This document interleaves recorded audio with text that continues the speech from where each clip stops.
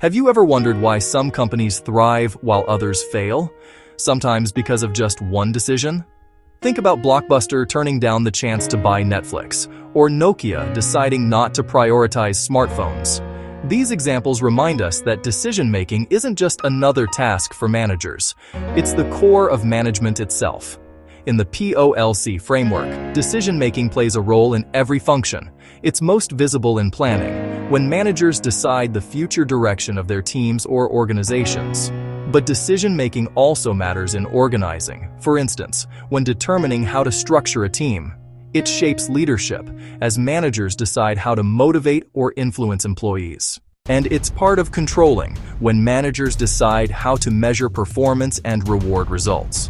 In this chapter, we'll cover three main areas: core concepts and definitions of decision-making, fundamental approaches to how managers make decisions, and common mistakes and biases in decision-making. My personal favorite part, because once you learn them, you'll start noticing them everywhere, even in your daily life. So first of all, what is decision-making?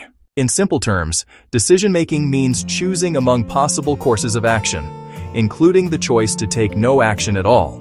Decision-making is central to management because good decisions improve both individual and organizational effectiveness.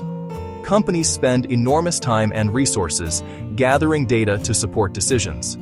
So, making a good decision means getting the best possible outcome from those resources. And the stakes can be high. For example, in 1998, Yahoo had the chance to buy Google for just $1 million. Two Stanford students, Larry Page and Sergey Brin, approached Yahoo with their new search engine, one they believed could transform how people found information online. They called it Google. But Yahoo's CEO dismissed the idea, reportedly calling it a waste of time. Yahoo passed on the offer, a decision that would come back to haunt the company years later. A few years afterward, Yahoo had another opportunity to acquire Google, this time for about $5 billion. Once again, it decided to pass and spent more money on acquiring other businesses like Broadcast.com and Tumblr. Meanwhile, Facebook bought Instagram for $1 billion, a decision that paid off many times over. Not all decisions are billion-dollar ones, of course. Managers also make smaller but still important choices every day. Whom to hire, whether to promote someone, or how to distribute rewards fairly across employees. Each of these decisions affects people's motivation, performance, and the company's long-term success.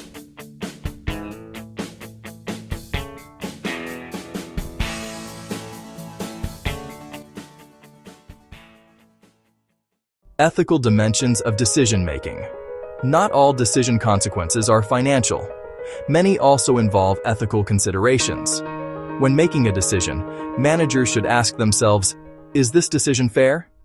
Does it respect others' rights? Would I make the same choice if I were personally affected by it?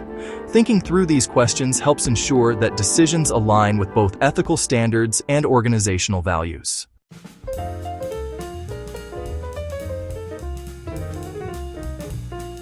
Types of decisions. We can categorize decisions in many ways, by their impact, frequency, or similarity to previous decisions. Program decisions are routine and repetitive.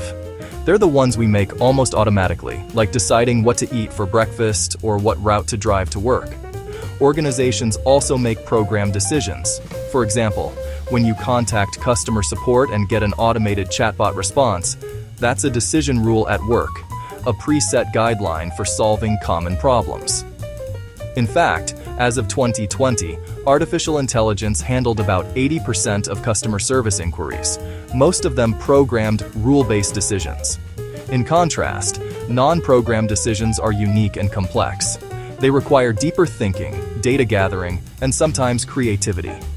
When Netflix decided to start producing its own content, or Google chose to invest in the open-source Android system, those were non-programmed decisions. They carried risk, but also the potential for major reward. At an individual level, choices like selecting a college major or deciding whether to change careers are also examples of non-programmed decisions.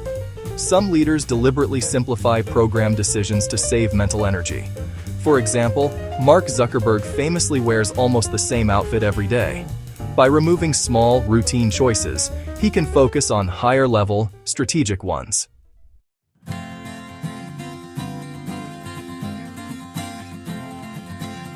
Levels of decisions. Not all decisions are made at the same level. Strategic decisions. Broad, long-term choices that shape the organization's future. Example, Netflix deciding to enter original content production. Tactical decisions. More frequent choices about how to implement strategies. Example, a retail manager deciding to offer discount coupons to boost weekend sales. Operational decisions. Day-to-day decisions that keep the organization running smoothly.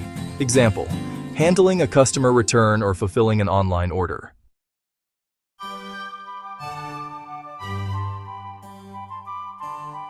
The rational decision-making model.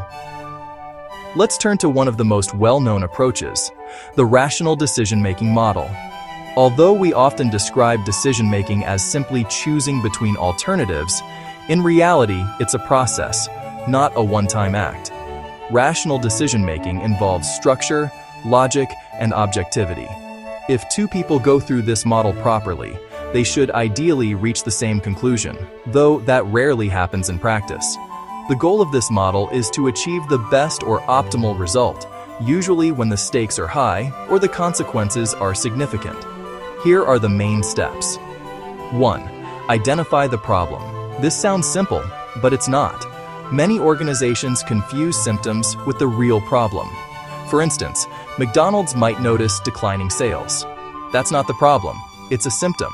The real issue might be changing consumer preferences toward healthier foods.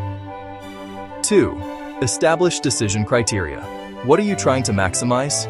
Profits, customer satisfaction, or long-term survival? 3. Assign weights to the criteria. Often you'll have conflicting goals, like lowering costs while improving quality. Weighting helps you decide which matters more. 4. Generate alternatives. This step is where many decisions fail. People stop too early and don't explore creative options. For example, when PepsiCo faced similar challenges to McDonald's, it expanded into healthier snacks and low-calorie drinks, a creative move that helped reposition the company. 5. Evaluate the alternatives. 6. Choose the best alternative. 7. Implement the decision. 8. Evaluate the results and seek feedback to improve future decisions. While this model sounds ideal, it's also time-consuming and assumes perfect information, something we rarely have. In practice, we often use shortcuts, intuition, or good-enough solutions. Imagine you're buying a laptop for class. You first define the problem. You need a portable computer for school. Then you identify your criteria: storage, battery life, weight, and display quality. You assign weights, maybe battery life, and weight matter most. You compare several brands and models, rate each on those criteria, and find that one model, say the Dell Inspiron, scores the highest overall. That's rational decision-making in action. A quick question.